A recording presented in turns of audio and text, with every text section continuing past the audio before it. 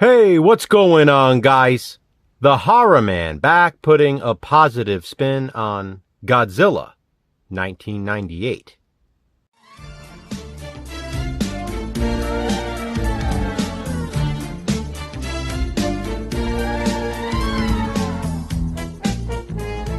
This month's theme for Monthly Theme Thursday is Godzilla. So Jason and I thought this was the perfect time to give Godzilla 98 a positive spin. I love the naughty tagline of this. Size does matter, as it says on the cover of the DVD. You know what else matters? Physical media. Back when this was released in 1998, the marketing for this movie was massive. I'd say in my lifetime anyway, it's up there with Tim Burton's Batman and Dick Tracy. Pretty much anywhere you turned in 1998, there was something to do with Godzilla. The soundtrack, which is one of my positives, by the way, was also a big deal. It was called Godzilla, the album, and I still own it on CD. And the music videos from that album even featured Godzilla.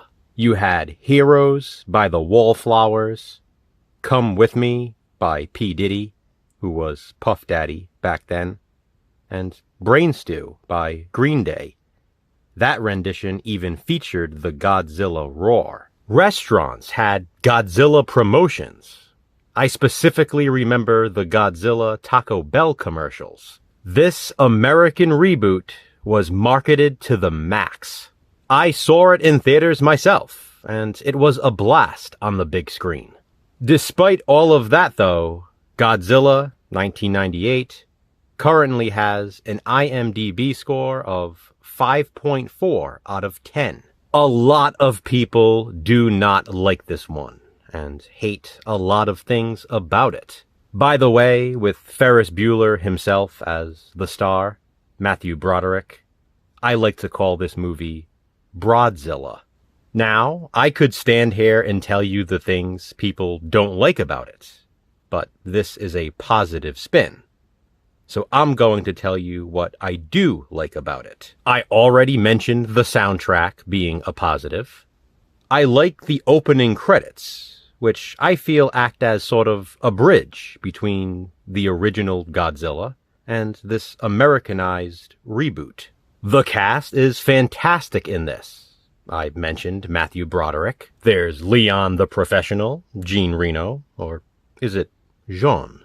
Hank Azaria, Kevin Dunn, Michael Lerner, Harry Shearer, Vicki Lewis, Malcolm Danare, who played Moochie in Christine.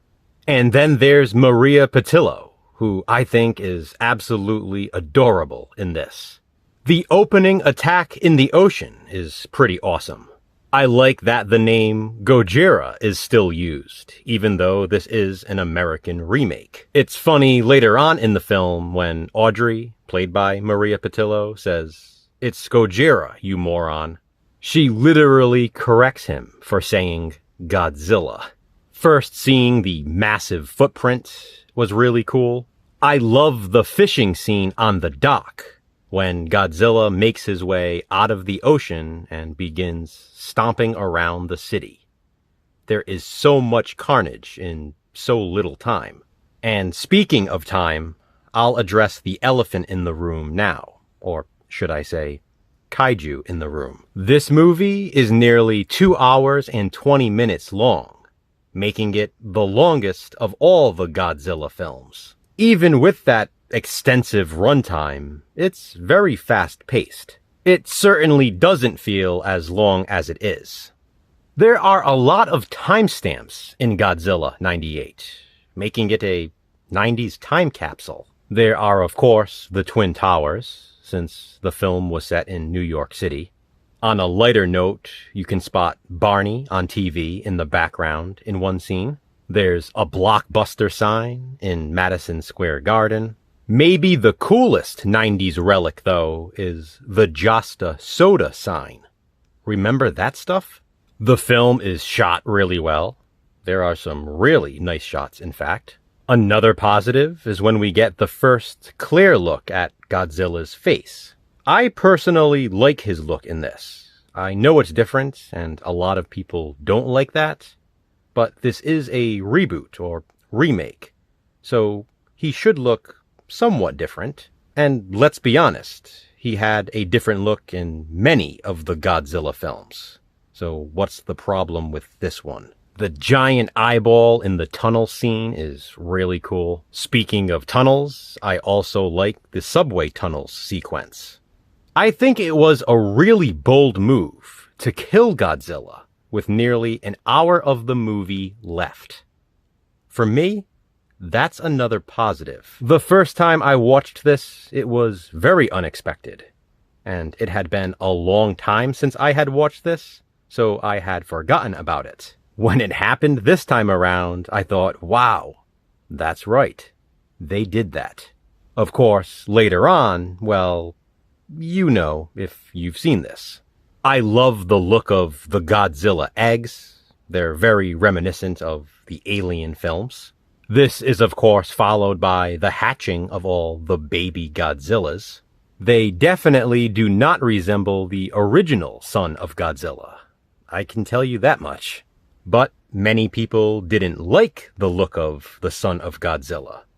So if they didn't like that one, chances are they might like the look of the offspring in this one? Probably not, because people hate everything. I like both. It's nice to have options. I love the sequence of the characters trying to escape the maze of eggs as the hatching baby Godzillas chase after them. Much of Godzilla 98 has a stormy atmosphere. It rains a lot, and I like that. My favorite part of the movie is everything that takes place inside of Madison Square Garden. You think it's Act 3, and that the movie is reaching its climax, but it's just one of multiple false endings. I do love that lengthy sequence in the garden, though. That's where we see a lot of those nostalgic 90s signs. There are also plenty of kills that occur here. When Godzilla sees his dead babies, it's actually kind of sad.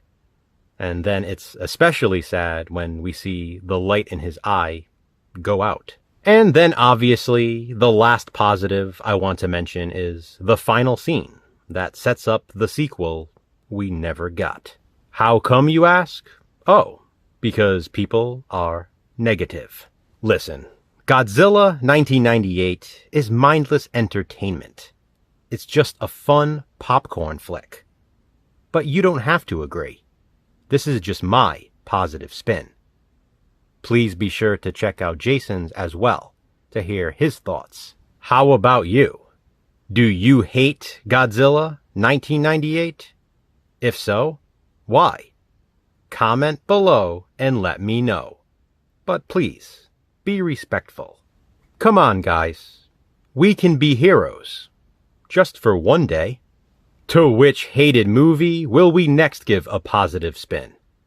Check back soon to find out. Until then, remember, physical media matters. Thanks for watching, guys. Hit that thumbs up and be kind. Subscribe.